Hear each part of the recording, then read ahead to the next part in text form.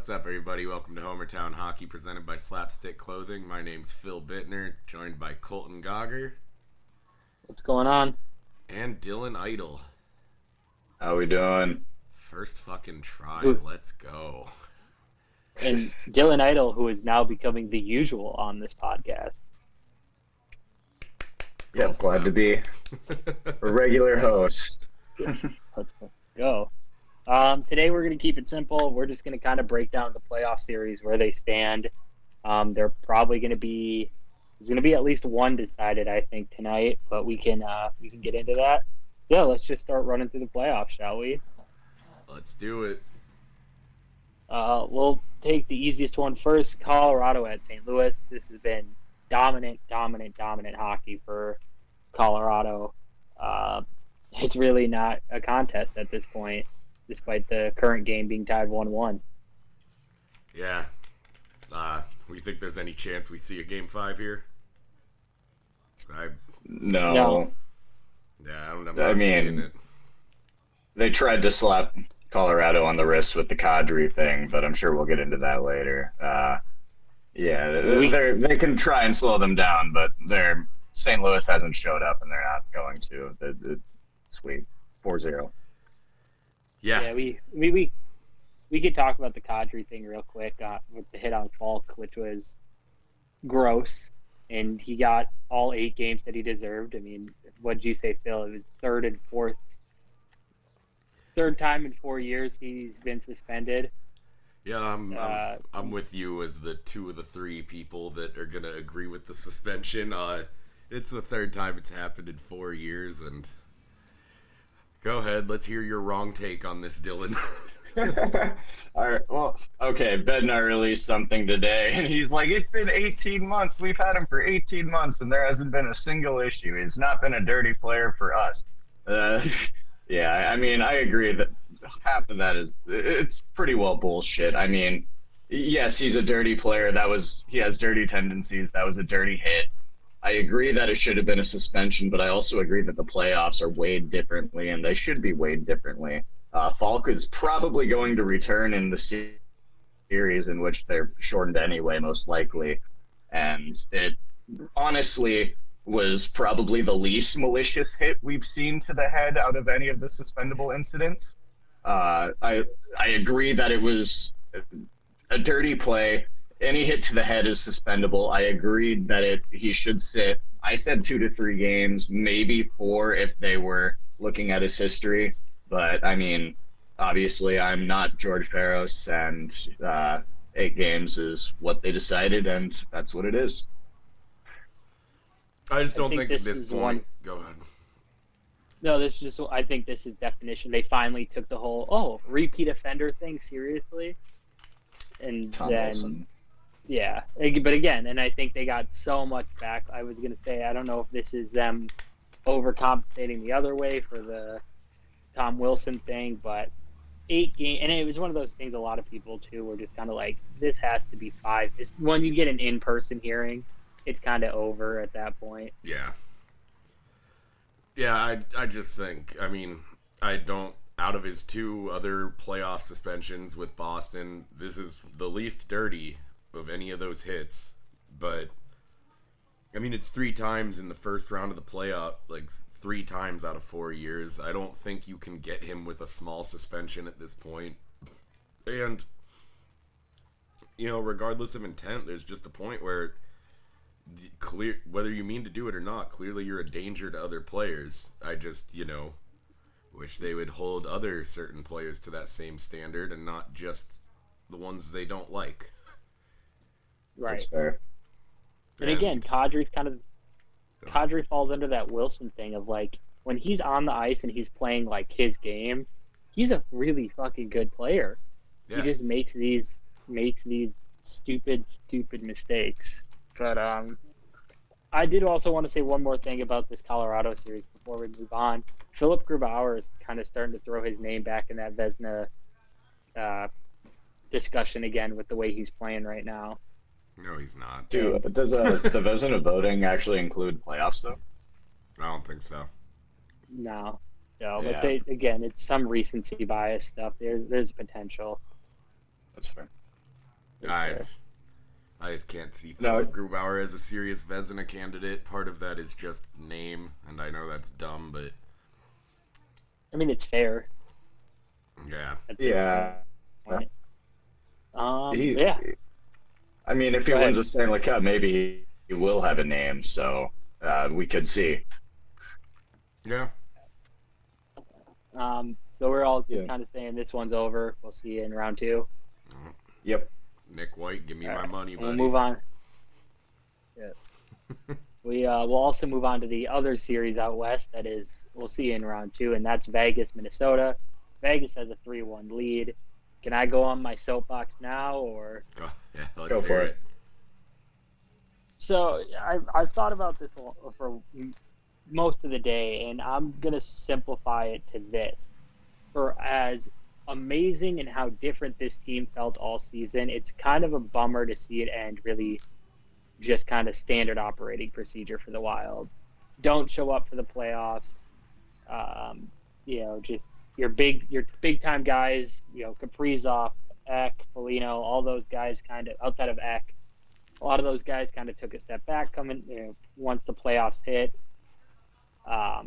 Vegas is a different animal in the playoffs, so that they completely turned it off, and they've turned it on, I should say, and they've truly proven to be better at every aspect of the game than the Wild, which I don't think anybody was doubting. It's just recency thing. The Wild had played them really well, and it kind of sucks to sit here and look at this team, and I know there's not going to be a Game 6, and I'm kind of shocked we were guaranteed a Game 5 just based off the way the series has kind of played out. Yeah, it was disappointing to not see Kaprizov show up the way he did in the season. I mean, this was kind of his chance to go up and prove that he was actually going to be something in this league, I think. I mean, that's not really fair. He had a great season, and nothing can take away from that. He's probably going to win the Calder, and that's pretty much all he needs this season. It's his first season. The Wild are coming out pretty much into their first season of their accelerated rebuild, basically. It's their first season of realistic contention. They did great. Take your first round exit, be proud of it, move on to next year, I'd say. The one, I guess, escape route I'll give Kaprizov is the fact that anytime he's touching the puck, he's just getting cross-checked and mugged into oblivion. And that's the other thing I want to say. The officiating in this series has been just terrible. Just to the point where, and I'm not a guy, Phil knows this, I'm not somebody who's just fucking the refs, obviously. I never want to be that fan. If we're getting outplayed, we're getting outplayed. But, it's every time Kaprizov's touching the puck, there's a cross-check. And then the Wild are getting called for ticky-tacky, too many men, a phantom holding call, an offsides play that gets a goal taken away 15 seconds after the play already entered the zone. They had another one disallowed last night because Fleury met Foligno outside of the crease. They called goaltender interference on Foligno. Yeah. It's just at what point it's hard. And again, I don't want to I'm not this guy, but it's really hard to feel like you're going to do anything when it feels like you're playing the second best team in the NHL, and you're also kind of trying to play the refs right now. Yeah. What's really frustrating, or would be to me if I'm a Wild fan, is the fact that they could have gone into yesterday with a 3-0 series lead. Super easily. They scored the first goal in all 3 of the first games, and they had leads. It wasn't until game 2 it was game 2. Yeah, they got their first lead of the series, and it was shortly after the Wild had scored the first goal. They got that power play, and then they scored 2 real quick. Mm-hmm. Yeah, 18 seconds to tie it took him 18 seconds to tie the game in game 2, and then it was just a parade to the penalty box for just nothing calls, and you're not going to win that game. And then game 3, the game I was at, was just maybe the worst officiated game I've ever seen. And same thing. It's just, what can you do at that point? It sucks, but I think we all kind of knew that Vegas, Colorado was on the horizon regardless. Officiating has failed to keep games under control universally throughout this. This is one of the ugliest first rounds I've seen since since that's what hockey looked like all the time. Like, do you think that's intended though? Is this what the league is trying to transition back into? Is this actually kind of another talked about PR this the stunt? other day. I think it's possible that maybe they're thinking let it get ugly, like as part of their push getting to a new network. I mean, I don't know. It's certainly been It's one of those things where it's like, man, like this is not good for this sport, but boy, it's pretty fun to watch. Like, Isn't that good for the sport then? Like, I mean, realistically, the sport is the fans. The fans make the money, and if the fans are coming to see fights, then people are making money, and the league needs money at this point. I'd say it's a good thing. I'm also on the conspiracy theory side of the league in saying that this is all a stunt. They're doing this intended. They want the fighting. They want enforcers to come back so they can pay people less on the salary cap and still fill spaces, just to have that fourth line to absolutely destroy people while keeping the salary cap flat, getting paid 750K. I don't know, it's just all. I think this is entirely too intended at this point. They're taking down the people on the big teams, the teams that people are watching to win the cup, and completely ignoring the teams that maybe are the underdogs. That's loose saying that uh, Washington is an underdog, but they're letting fights go in just about every series, and dirty things are happening all over the league right now. And I just can't see a way that they're not just letting this happen. I don't know if I could say it's good for the game. I mean, besides, like with player safety, obviously more of this stuff isn't good. And like if the only people that enjoy it are people who are already hockey fans, that doesn't help them grow it. If you look on like just universal sports pages, not just hockey pages, you see just as many people, like for the people who like it, you see just as many people who are like, how does this happen in a professional sport? Like it's, we like it, sure, but it's, when I say not good for the game, I mean like I don't think it's going to grow from people seeing this shit happening all the time. No. People who are just wanting to watch a hockey game don't want to watch these 5-minute delays because everyone starts attacking each other every time someone goes near someone's goalie. I think part of it too is when you get into the types of fans that would think that stuff's cool, is you're going to get to the guys like me and Phil who are just like, can we just like move on? The game is clearly past that by. And then you're going to get some people who are newer to the sport or casually it was like, oh, I remember when this was a part of the sport when I was a kid, and it's cool to see that it's still there. And I think the like gap between those people is what's causing like the two different reactions. I think the purists or like, guys like us who have been fans for a really long time are kind of like, fucking A, like this is not the game. This is not the game anymore. The game today is Connor McDavid, Austin Matthews, Eichel. That's the game today. It's not Teddy Bluger. Yeah. but it's not Derek Bugard anymore. It's not Todd Fedoruk. It's not that generation of players anymore. Yeah, right. I understand that. And like this kind of stuff can put those players at risk. There's a reason why Connor McDavid makes, $12.5 million and the fighters make $750,000 a year. Yep. I get it. So I also think at this point I think a lot of us would love to say like, imagine if we can have, a lot of us would rather see a a Draisaitl McDavid line than a McDavid Cassian line. Like, I don't want a Guardian. You know what I mean? Like, I feel like that's where the game is at right now. I'd rather see the like, pedal to the metal back and forth, than it's like, oh, this fourth liner's on the first line purely for the fact that they need a Guardian out there. Just imagine if you're Connor McDavid and you accepted a pay cut and they used the money that you saved them to fucking lock down Zach Cassian as your line mate. What a fucking team. You want to talk about that series now? Yeah, but we're all Yeah. kind of in agreement though. Vegas is moving on, and we're all gonna get the showdown we want. I'd love to see Minnesota at least come back and make this a series, but I can't see any way this goes past a game 6. Agreed. Also, I think Agreed. you were. I don't want to say you were totally right because Talbot has kept. I mean, some of those scores don't look close, but Talbot has played really well. Yeah. But he's also there. There's been points where it's. I think it was the goal, the game I was at, the second one, where you just knew the momentum had switched. Where it was like that, you got to make that. That's a must save. But yeah, so Vegas is moving on. Colorado, Vegas. We're headed towards that round 2.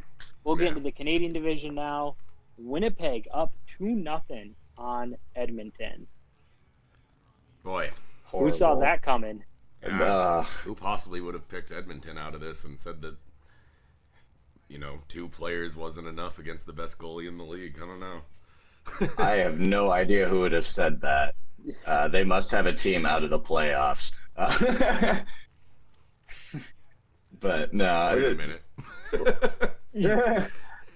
That was me that said that, and my team is not in the playoffs, so clearly I know absolutely nothing. But yeah, Winnipeg they showed up. Game 1 absolutely demolished Edmonton after the first period. Anyway, Connor McDavid has not shown up at all. He just kind of looks like he's just part of the pack there. He's not Connor McDavid right now. He doesn't really look like he's showing any of the brilliance, which is kind of one of his major downfalls people talk about him, is that he just doesn't show up in the playoffs, and we're seeing it again. I mean, they tried Draisaitl McDavid line for a while, and it still did absolutely nothing. Winnipeg, being the absolute underdog, is walking on them right now, and it's turning into a series that's way more uphill for Edmonton than we could have expected. Yeah, I mean, I told you I had a feeling that Winnipeg was going to be able to shut those 2 down within reason, and Connor Hellebuck can steal a series. And that's right. I think we could actually see Winnipeg come out of this division. And they also, that game 1 where they beat them pretty good, missing a lot of key players, and still played really well.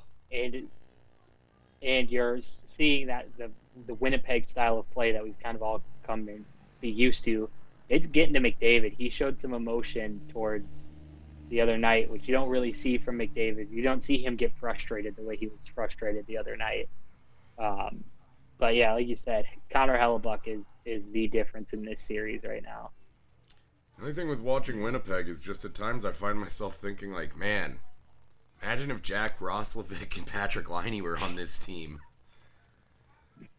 Yeah, I mean, that's a fair point. And at the same point, they made the playoffs without them, and they're, like you said, there's a high probability they come out of this Canadian division.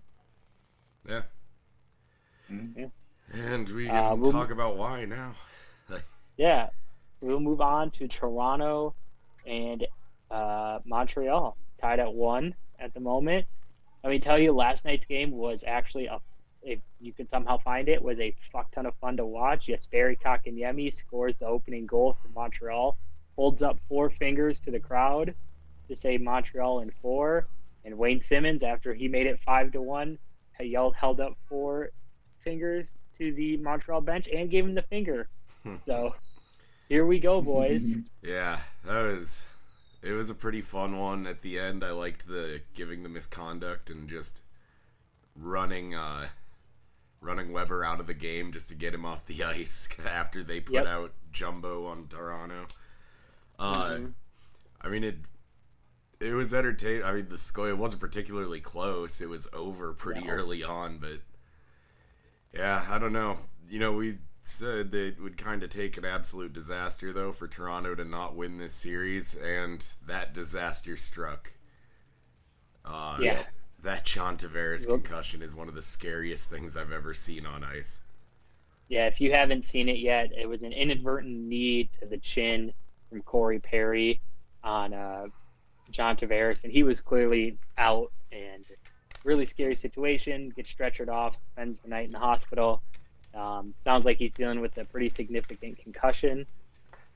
So I doubt we'll see him the rest of this series and even maybe into the next one if they make it.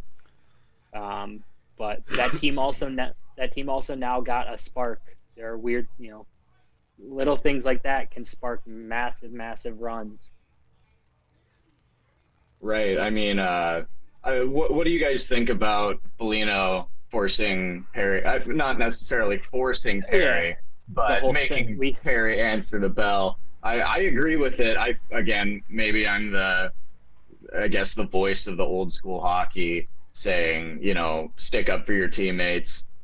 Something bad happens. It was clearly not intended. Corey Perry felt absolutely terrible about it. And we all know that. He's open about it. He felt sick to his stomach or whatever the quote was.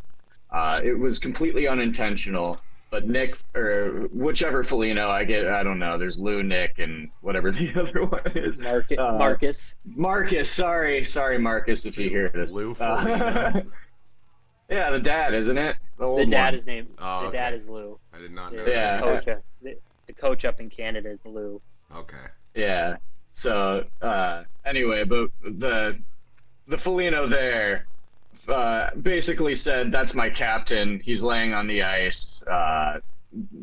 Let's settle it right now. Make sure there's no PR nightmare again that they can go on and say, oh, this was somehow intended. They can somehow spin it on Perry. Like, he got his ass kicked, and they moved on. The media is settled by Foligno and Perry. So I'd say all is well in that sense, but I don't necessarily think it was a fight that needed to happen. He felt terrible about it. My only issue, I don't want to say my only issue with it. My biggest issue with it is the whole Foligno saying we settled this now or later. What is there to settle? Yeah, there's a bit of, first of all, it was Mike Foligno. That's why I was thrown off. I think you were thinking of the guy who played the Hulk, Lou Ferrigno. Lou Ferrigno?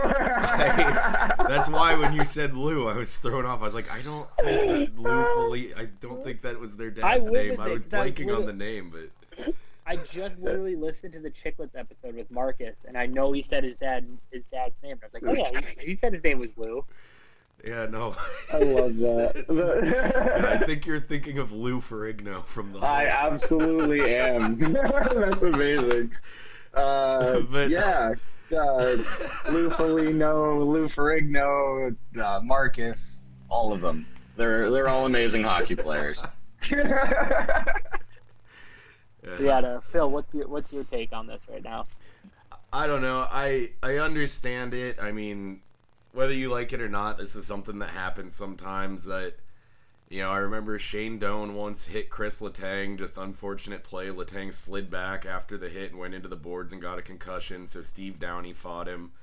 Downey and Doan at the end of the game both said, like, they understood. Like, everyone knew it was an accident, but he hurt Chris Letang, so he still had to fight him. He's on a new team.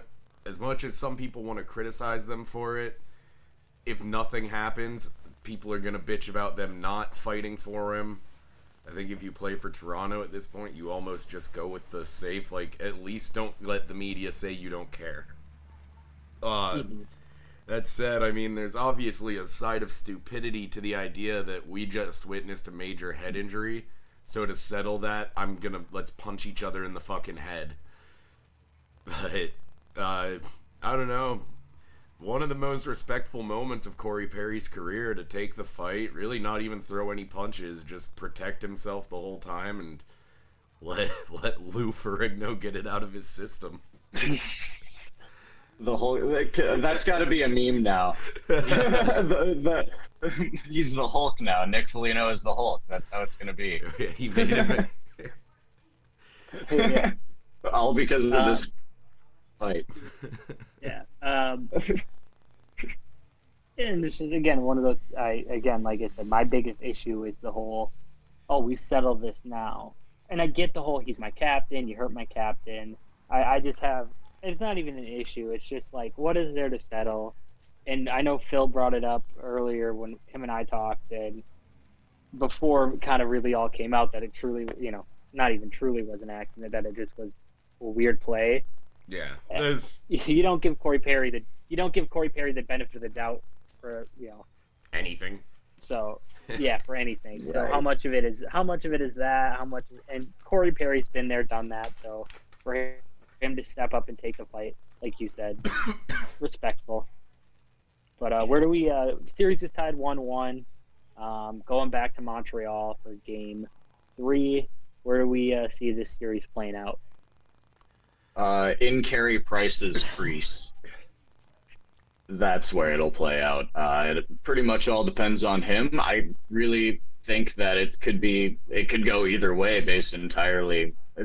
They could all say, everyone says that a series can be swung entirely off of Carey Price. I mean, the rest of the team is playing great right now, and Toronto really isn't. I mean, last night was a different story, 4-1, but 5-1. 5-1. You're right. I read it wrong, but still, I do think that this is a series. I think that it is probably going to go 7, and I honestly don't know who's going to come out top. I think it could go either way. I absolutely hate Toronto and probably always will. Therefore, if we're going gun to the head, I'm going to say Montreal 7. I'm Phil? still taking Toronto, but I mean, Toronto is so much like, what are you gonna get on any given night out of that team? Sometimes they're great, sometimes they are just fucking terrible. So Yeah. I'm still picking Toronto, but I don't have any particular conviction behind it, And Right. that's exactly where I fall. I think this Tavares injury changes things a little bit because you definitely saw the fire come out last night, and I definitely think that that's one. Like I said earlier, that's one of those catalysts. If you that could be a major momentum swing. I do think we see Cole Caulfield in this series at some point for Montreal, especially in Game 3, or especially if tomorrow night Montreal comes out and has lackluster offense again. I definitely think you see Cole Caulfield come back into this series at some point. But yeah, I picked Toronto. I've had them all year, so I'm going with Toronto again. Yeah. So let's get into the eastern side of the bracket. And Phil, this is your little soapbox time. Penguins, Islanders tied at 2. Fuck this series, man. Tristan Jarry's been bad in 3 out of 4 games. That first game, I mean, we recorded after that game. The 4 goals, I'd call three of them at least bad goals. There was one yesterday. It was the first game that wasn't decided by 1 goal. Jarry got absolutely shelled, and the 1 goal you watch, it goes to the side of his glove. I think his glove actually moved away from the puck like a centimeter. The Penguins in game, they won a 2-1 game in Game 2 to tie the series at 1. A big 4-3, 5-4 win in Game 3, and then just absolutely laid an egg in Game 4. So we get at least one more game at the Coliseum. Fucking, since they want to bang that drum every 30 fucking seconds. I'm They just really bitter do. towards that whole market right now. There was a big shift. The Penguins go into the third period of Game 3 up 3-1. And then there was the big scrum. Both teams' full units go to the benches. And then, Islanders, the Penguins take the extra penalty because besides all the roughing calls, Jake Gensel goes over and slashes someone. Wait a second. Yeah, okay, never mind. Yeah, they outscore us 3-2 in that period. They tie it at one point where it's 4-4. Fortunately, Brandon Tanev has a goal to put us in the lead, but I mean, they're just fucking bad. Ever since that, New York realized if they can get the Penguins to bite in and start playing their type of game, that they have a chance, and the Penguins played right into it, and it was so predictable that specifically Evgeny Malkin and Chris Letang would buy into it, And yesterday, Evgeny Malkin took 3 fucking penalties, and Chris Letang took 2, and cost us a goal fucking shoving a defender into Tristan Jarry because he couldn't just let it go. So I'm so fucking sick of those two doing this shit all the time. It's so predictable at this point when they have those games. You know, the plus side is sometimes Angry Malkin scores a lot of goals, but I was just about to say, Angry Malkin, which one are you going to get? The one that takes shitty penalties or the one that scores pissed off goals? The one that scores pissed off goals also takes shitty penalties is the problem. I mean, Angry Malkin is going to take penalties. I don't know. Obviously, the Penguins, I still think they have this series. I think they still have the upper hand. But they need to not try to play the Islanders game against the Islanders. They don't have the personnel for it. And no good's going to come out of it. And Tristan Jarry is not looking good. And I don't really know what the answer for that is, because with Casey DeSmith out, I don't think the answer is Maxim Lagacé. So, yeah, I think the Islanders pretty much, like you said, they established the game. They finally got a chance to establish the game they wanted to play in the back half of that third game, and then game 4 they continued to do that, and it showed. And I think if you're the Penguins right now, I'm not super comfortable. Like you should at least be up 3-1 right now. If not, have sent this thing home the way you played game 1 and 2. Like this. I mean, I personally think this thing should be over right now, but here we are tied at 2.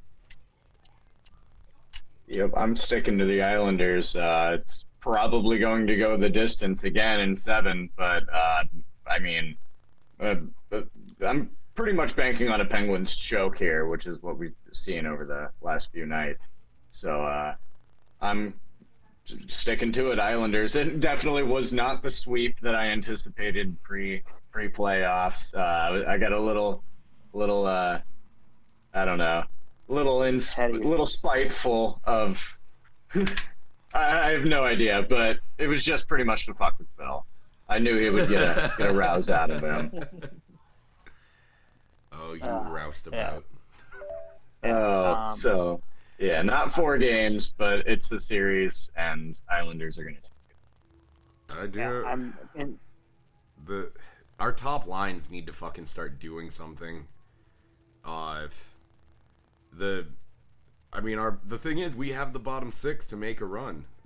Those 2 lines, the Carter, Gaudreau, and McCann play great together, especially since Malkin's back and Carter was able to go back to that line where he found some chemistry before Malkin was out. And then I've said them a million times. I already mentioned the name. I'm not doing it for the sake, bringing it up for the sake of it, but that Bluger, Tanev, Aston Reese line is probably the best line on our team right now. We need to start realizing sooner, like, all right, it's time to go to that line. We need something going. And they, once again, Aston Reese had another shorthanded goal last night. So there was at least that one bright side at the end of the game. The Penguins won the last 5 minutes. But, yeah. If they go down 3-2 in this series, it's trouble. Yeah. I'm still under the impression, just watching the last 2 games, I think this thing is going 7. Yeah. But so there's that. Do you want to move on to the other game from the East? Yep. All right, cool. Boston up 3-1 on the Capitals, and they're about to drop the puck here. Actually, they literally just dropped the puck, and you're ahead of me again. Great. This one is I don't even know where to begin on this series. I mean, it seems kind of Boston has asserted its authority over the Capitals, and watching that game 4 the other night, the Capitals looked pretty fucking uninspired to be there. Yeah, so Capitals look defeated. I think, yes. So I think tonight you might see the Capitals headed home on home ice. Yeah, I think there's a good chance of that. I think the Capitals play really well under pressure, so I do think that they have a chance to pull this game I mean, yeah, Boston looks like an absolute wagon right now. Uh, just physically dominant, mentally dominant. They're playing the Boston game right now, and they're looking really good in this series. I am almost certain that they're going to advance, but I wouldn't be surprised if the Capitals pull something out of their ass to make this game happen. Yeah, I mean, game to game, And nothing would surprise me as far as who wins. I kind of think this is Washington's last night. Um, as someone rooting for a team fighting to take on the winner of this series, kind of torn between whether I want this to go 7 games of them wearing each other down or this to end early and hope Boston cools off a little bit before this next round, because Boston's fucking scary.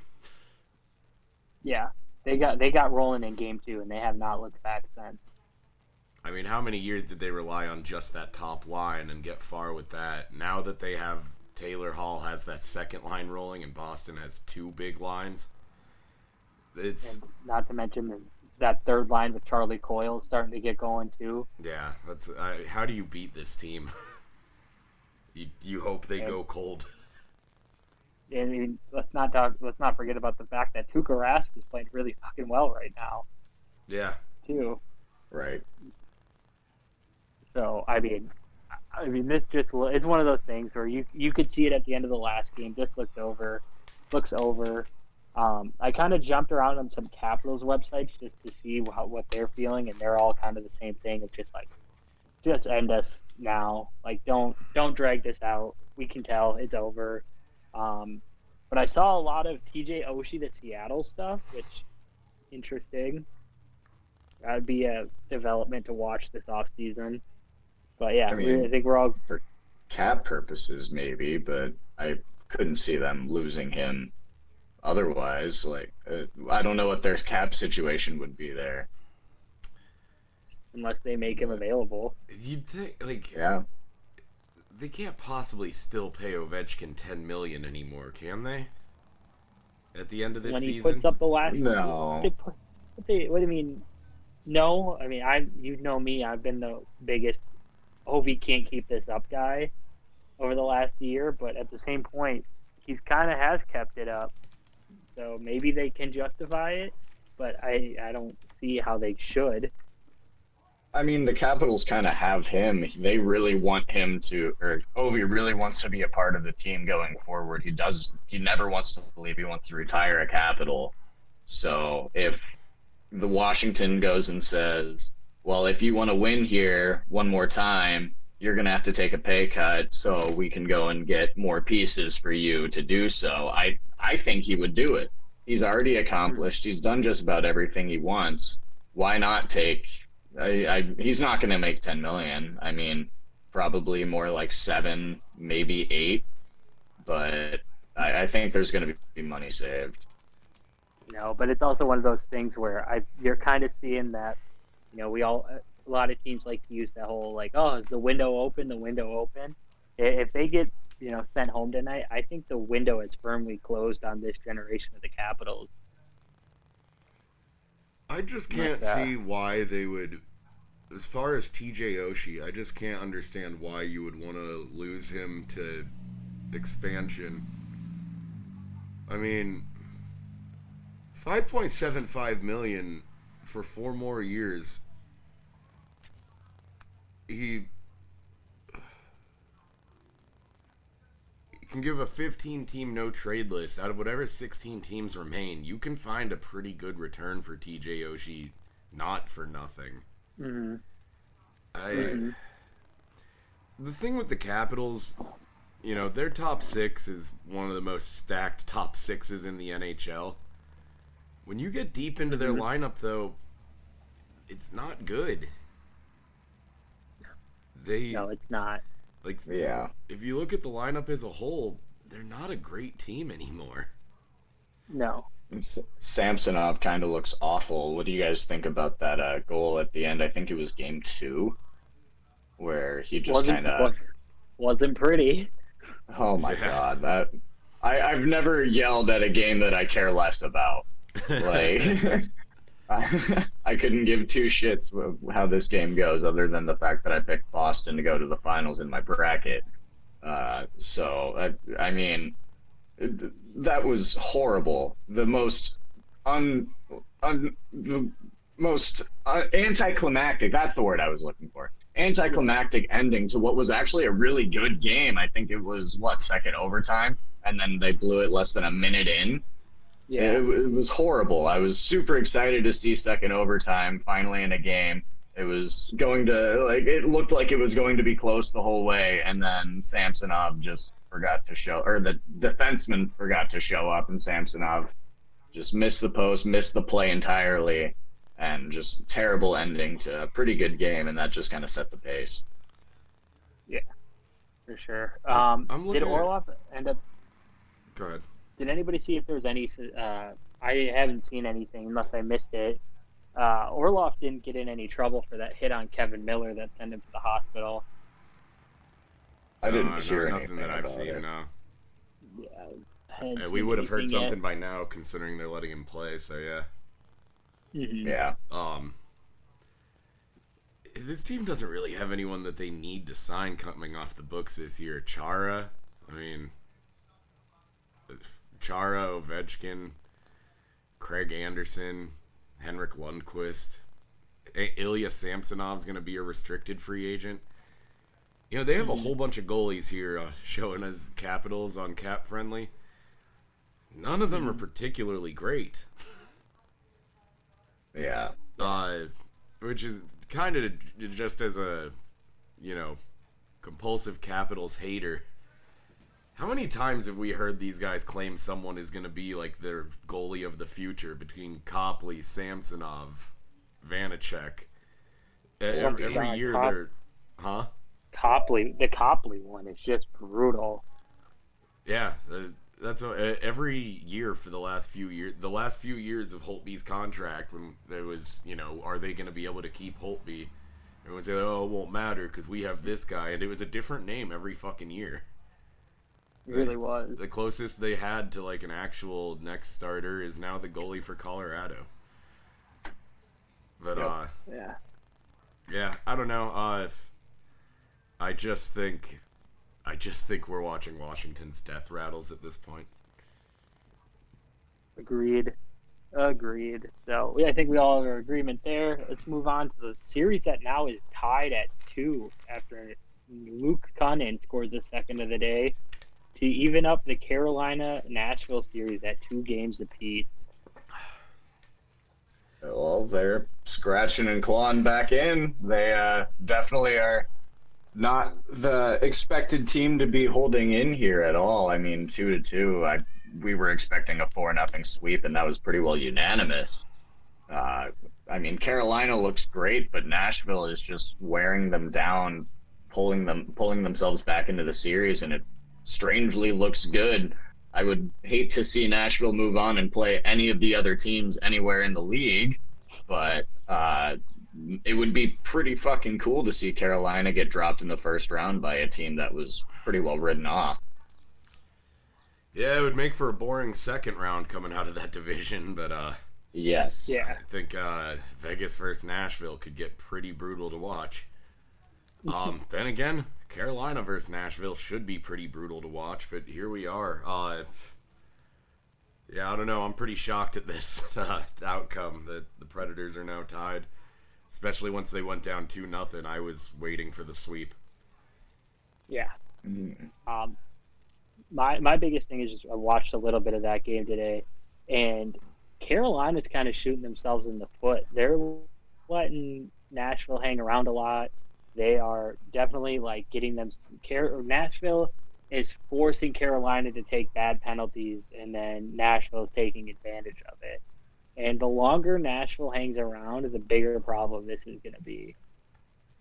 I was thinking about Carolina's problem the other day, and Carolina's always had that thing where they just, it's how you win games with a Zamboni driver, is when you just are able to flip that switch and just be like, you know what, fuck you. You don't get the puck anymore. It's our puck for the rest of this fucking game. And that's how you get, like Peter Mrazek recording 14 save shutouts and shit. Mm-hmm.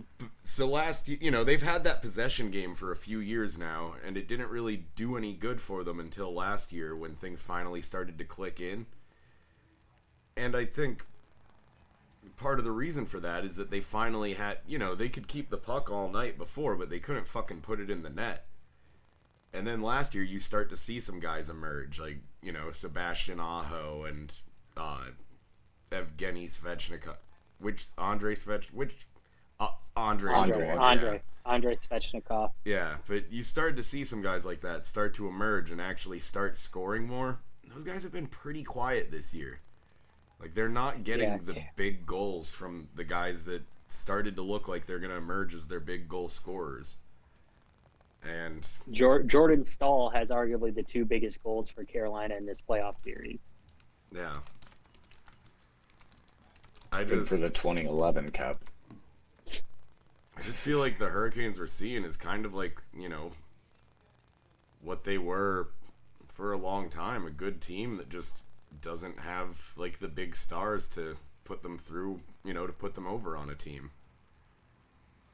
And I think a lot of people thought that, well, I mean, you've got Svechnikov, you've got Aho. That'll be enough. And it's, the Minnesota Wild 2.0 of Mikhail Granlund and Luke Kunin and Eric Howla are really giving them fits. That's a line right now in Nashville. And today they just ran around on Carolina's third line. It was crazy. To be fair, I am looking. Aho did have 24 goals in 56 games, so he was scoring, at nearly a point per game, or nearly 0.5 goals per game. But yeah, I don't know. There's a big drop off from that to number 2, Vincent Trocheck with 17. Mm-hmm. Granted, he had missed 19 games or 9 games. Yeah. Anyway, I just don't think they have, like, the big game-changing type players doing anything for them. Not yet, anyways. Not yet. But where do we see this series wrapping up, Dylan? How do you see this one ending? I still say Carolina. Nashville's making a series out of it again. It'll be up to Carolina to just show up and play their game. If they can come in and play their game, they win it. It might go 7. I don't know. I think we see Carolina start doing that extra gear that Phil mentioned, and I think they're like, holy shit, we're down. We're up 2-0. Now we're tied in this series. Let's fucking step it up, go home. So they don't want to look like the jokes of the league. I'm going to go with Carolina. I'm calling it in 7 and just saying we're going to continue this home team wins every game route that they're on right now. These are 2 teams that love playing at home. So I'm just going to go with that. Home team keeps winning, and that leads to a Carolina in 7 win. Yeah, I'm in a spot of a mixture of the 2 of you. This series is completely going to be dictated by how Carolina wants to play. If they want to say, okay, fucking enough of this, it's over in 6. But if they let Nashville just keep hanging around, this thing's going 7. It really is. I think it's going 7. I see Carolina coming out on top, but it's completely dependent on if Carolina wants to really show just how fucking good they are. Yep. Score some goals. Yeah. And we will wrap up this little playoff update with Tampa Bay and Florida. Tampa 3-1 lead, and this one is also appearing to be over. 40 shots on net last night for Florida, and Andre Vasilevsky looked he pretty much was unbeatable last night. Yeah. So. Yeah, I might have been wrong about this one. This has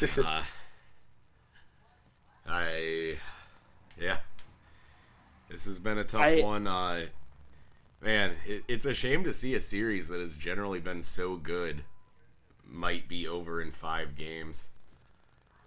But boy, has it been fun to watch. Mm-hmm. Dylan, what do you think? I think we're now seeing one of the new rivalries created. I think this is going to be big going forward. If we see these guys in the playoffs again somehow, I don't know how the divisions will shake up. But if we see these guys in the playoffs again, expect a lot of fucking fireworks. So Florida's going to come back big next year. I think Tampa Bay soon is due for an absolute fire sale overhaul of their team. And they're not going to be Tampa Bay for entirely too long. They've been really good at circumnavigating their cap and making their team good again. But we can, we can talk about that. But my big takeaway with this series, I think, has been I truly believe Florida might be the better team in this. I think they've shown aspects of being, like, on paper, Florida might be the better team. But you're also seeing what happens when a team that's $17 million over the cap right now, just how fucking good they can be. And I also think Florida will fall under that wild category for this year of being a year ahead of progress. But I feel so. I think that Florida's coming. They're there. I don't think Sergei Bobrovsky as your starter is the true answer right now. How fucking good is Nikita Kucherov, dude? Yeah, I mean, I bet it'd be pretty good too if they told me, "Hey, listen, you're not playing at all this year. We just need you for the playoffs." I didn't think he would come out looking like this right away, though. 3 goals and 6 assists in 4 games. It's unbelievable. You know, like probably been playing secret games in the Russian leagues. Yeah. Yeah. Honestly, I mean, the way he's playing tells me he's been healthy for like a month. Yeah. Like he's been ready to play for a while. Well, I don't think that's a surprise to anyone, but yeah. No. But yeah. I mean, I thought there would at least be some rust, but there is absolutely not. He had 2 goals in the first game.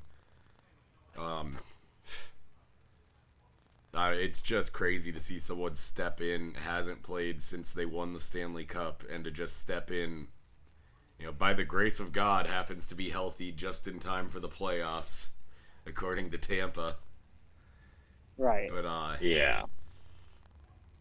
I don't know. I know. I kind of defend it. It's just unbelievable to me. I did. Phil knows this on the podcast. I was kind of the, he's probably actually hurt guy for most of the season, but just the way he's playing right now, it's crazy. And like Dylan said, they're $17 million over the cap. This team's getting imploded in the offseason. Sorry to our listeners for the pack of motorcycles that just drove by my house. I didn't hear it. This team's getting imploded in the offseason, but they're going to make it. If Tampa plays how Tampa's playing right now, they don't have to do much other than say, wherever Vasilevsky goes, we go. Yep. Yeah. Yeah, Tampa's ending it. It's pretty well over. We might get to see Spencer Knight jump in for a game, though, which is going to be exciting. It's pretty much just throw him to the Wolves and see how he does. Pray to God he gets a win out of it. But it'll be exciting for the kid. Get him his first playoff game. I think it's more for him than it is for the team at this point. Mm-hmm. Yeah. That's not confirmed either if he's playing or not. It's just what I'm hearing. Dude, they're keeping this team for at least another year. This is like I've never seen a team be this fucking stacked and have such a good looking cap situation. The only real Florida? No, Tampa. They're $17 million over the cap right now with Kucherov in. I mean, yeah, they have to make a trade, and there's not a whole lot coming off the books. Yeah, I guess there's that. I kind of forgot about that aspect. Yeah. Yeah, it looks pretty bad. They're going to have to make a major deal somewhere. And that's going to be Steven Stamkos' hot take. I think that's very, very possible. Yeah. Man, Alex Killorn has been real good this series, too. Yes, he has. But, yeah, I don't know, man. I'm still rooting for Florida. I would love it. Man, it would be so fun to watch Florida come back and win 3 games, but... It really would. I just really hope they stay alive so we can see more games out of this matchup because it has been so entertaining. I think that's kind of how everybody feels with this series.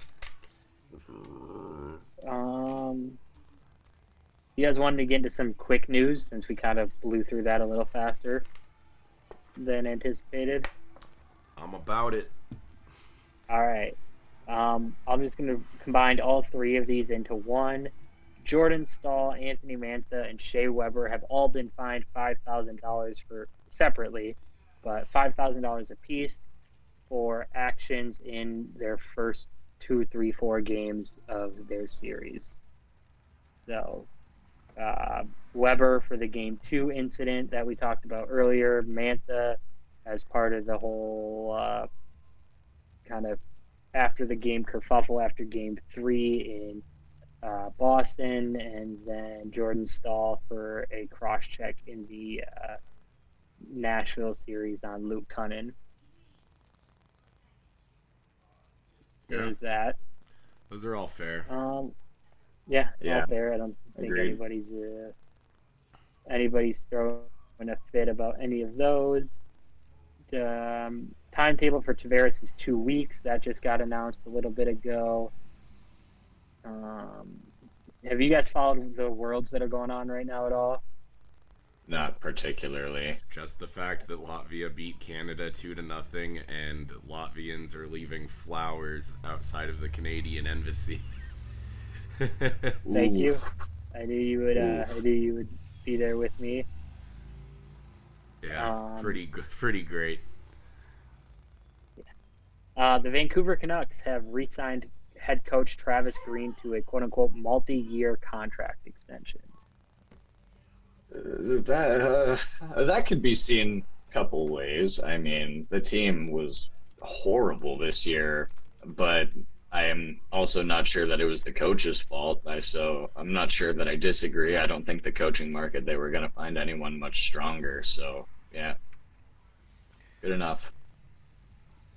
It's not his fault that they have a bunch of money and like stupid cap space on their fourth line. Like, when you decide you need to lock Jay Beagle down at $3.5 a year for 4 fucking years, you can expect that to hurt you at some point. Yeah, I think it's fine. I think really part of why they seemed so bad because they overperformed last year and couldn't keep it up. I think this is closer to what Vancouver actually is at this point, and they had one good flash-in-the-pan season, got hot at the right time in the playoffs, and it made people think that they were more than they are. So, I think, yeah, the way they played with that roster makes perfect sense. Let him go, he's fine. Maybe get a new fucking GM, though. But Agreed. The Detroit Red Wings re-signed coach Jeff Blashill to a contract extension this week, and Red Wings fans are fucking pissed. Yeah, well, but whatever. There. I mean, what are you gonna do with that team? Right. You're good. Wayne Gretzky himself is going to be the only one that can make them win at this point. So let the guy go. If that's the GM's guy, let him go. There's a plan. Yeah. Yeah. I think the big thing that people said, it was like, I get that you kind of imploded the team to trade for, you're in this rebuild, trust the process mode, but is this the guy you really want in that spot right now after the last 2 seasons or season and a half, however long Blashill's been in there? Yeah, I think it's interesting. It's weird to see that like multiple coaches that had pretty shit season got multi-year contract extensions. But yeah, I mean, that's kind of in the same thing. I mean, trust Stevie Y, I guess. Yeah, it's really an era where planning years in advance is the way that teams go now. So, like, yeah, we're shit right now, but we're building our draft picks, and maybe in 4 years we'll have that team. We're building our team around this coach. So someday we will have that team for you. We will work to make that team for you. And that's kind of the GM coach agreement. That's why they're going multi-year. It's really a big trust the process thing, but I don't think the coaching market right now is amazingly strong. We could get Mike Babcock or Bill Peters, someone like that at this point. I'd say it's a scary time to be a coach in the NHL. So if you have a job, it's pretty well safe right now. And I'd say it's fair. Looking forward deep into the future. I don't think as long as Stevie Y thinks it's the guy. Yeah, I think what it comes down to is Detroit really wasn't that bad this year. Like, they were better than we expected. For what they have, they played well, and they're still a few years away from like being any good. So why burn through a better coaching candidate than what you already have at this point? Why you don't want to hire the guy that you plan to be the guy when the rebuild is finished right now, and have him start out on a bad note with what they have right now. And you don't want to hire a whole new person just to be fired when the rebuild's complete to get that guy. So just keep Jeff Blashill. He's doing fine for what he's been given. Like I say, he coached him to an overperformance this year. I mean, what? I don't understand. They weren't dead last. Yeah, I don't understand Detroit fans' hate for the guy, but I don't understand a lot about Detroit fans, so that's fine. Yep. Agreed. Bob, I think, that's about it, man. We got some very quick series, and we got some series that we think are going to definitely go 7. Unless anybody has anything else to end this episode with. Do we want to do a favorite, least favorite, or? Yeah, we can knock out a least favorite. What do we want to do for a topic? Maybe we should pause and figure this out. Yeah, probably. Pause and clip that. Yeah, we'll be back. And after much consternation, we've decided for the topic for this week's favorite, least favorite, overrated, underrated will be cereals. So, Colt, this one was your idea. Why don't you get us started with your favorite? Oh boy, my favorite of all time is the OG Captain Crunch. That's Crunch Berries, I should say. Yeah. Crunch Berries. Crunch Berries? Oh, no, you lost me there. Oh, No, come on. It's not the only berries. It's the Captain You said Crunch the with OG. berries. Yeah, and that You is said the OG. It's got to be the regular Captain Crunch. Okay, whatever. I'll give you that pick. Well, regular Captain Crunch for people who hate flavor but like having their mouth get cut up. Precisely. Yeah, exactly. Yeah, no. So Crunch Berries is easily my favorite of all time, and then my least favorite is Raisin Bran because I fucking hate raisins. That's fair. Yeah, sweet and simple. Who wants to go next? I'll go ahead and say, okay. Oh, go ahead. All right, I'll say favorite, easily Cinnamon Toast Crunch. I mean, you can drink the milk. The flavor there is almost better than the cereal itself. You don't need to add anything to it. Just milk, cereal, go. Beautiful flavor. It's a solid, Serious Cinnamon Toast Crunch fan. And then for least favorite, I'm going to go with Cheerios, regular Cheerios. Honey Nut Cheerios are okay. But regular Cheerios, why the hell would you want to eat just milk bread? Like, you have to add a whole pound of sugar in order to get any flavor out of it. It's funny. 0% on Cheerios. Favorite Reese's Puffs, man. It's just how much it actually tastes like chocolate and peanut butter. It makes the milk good. It's the best cereal. Who doesn't like Reese's? Least favorite, I was going to say Cheerios for the exact same reasons Dylan said. Like, cereal is supposed to come with sugar already in it. I shouldn't need a third ingredient besides cereal and milk. Once I pour the milk in, everything should be in there at that point. I shouldn't need to add my own sugar. Just to not completely go with his answer, though, my least favorite cereal, quote unquote, quotation marks. I see what you did there. But that one was exclusively from me, Phil. But my dad used to cut up peaches and put them in milk with sugar and make me eat that shit when I was a kid watching The Price is Right. And I hated it so much it would almost ruin The Price is Right for me. And I love The Price is Right. That's the overrated, underrated topic next week. I was about to say that's one. Game shows? That is a good one. Yeah.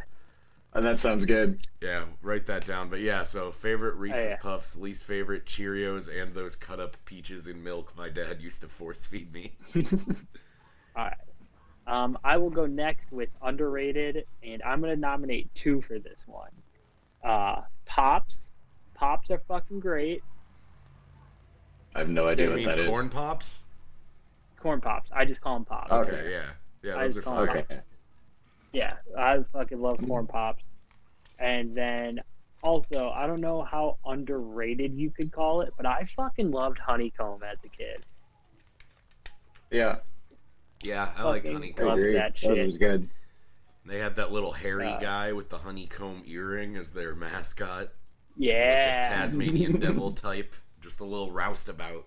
It's the second time I've said the word roustabout on this episode. Roustabout. Yeah, those are solid picks. Yep. Dylan, what about you? All right, for overrated, we'll go overrated first here because it's in my head. I love Lucky Charms, but Lucky Charms easy. So I mean, sugary nightmare at that point. Like you can only eat. You didn't give us an overrated. Oh, we're doing both. Fucking Rice Krispie. Okay, that's fair. All right, go on, Dylan. Yeah, fair enough. Okay. Lucky Charms, just you eat it for the marshmallows and you get disappointed by the actual cereal. So it's just 75% sadness and 25% sugar. So Lucky Charms, I love it. I have a box of it in my kitchen, but that's just me. Overrated, but I love it. For underrated, I'm going to completely flip the bill for my least favorite, and I'm going to say Honey Nut Cheerios, as I mentioned. You don't need to add anything. Super solid. Again, the milk flavors there. Yeah, Honey Nut Cheerios for the underrated. You never see it on in anyone's pantry. It's so good. Okay. So, overrated. Y'all might not like what I'm about to say, but Wheaties. I actually fucking hate Wheaties. I've only ever bought Wheaties because they have a cool box. The only time I ever actually ate Wheaties is because Roberto Clemente was on the box. Yeah, they're I don't know. Apparently champions like to eat like shit if that's their fucking breakfast.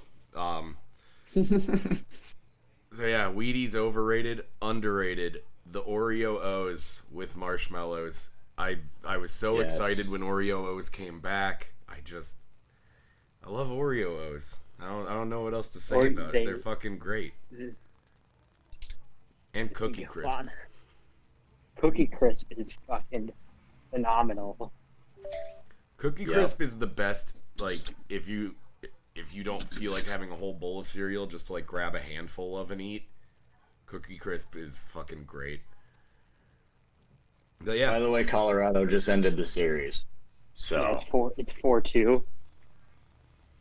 Oh boy. Well, the Athletic just came up on my notification saying they completed the sweep, and the Athletic is always right. Yeah. They're basically the Bible. Yep, 5-2 final. No, 5-2 final. Look at that. There we go. So I just made $75.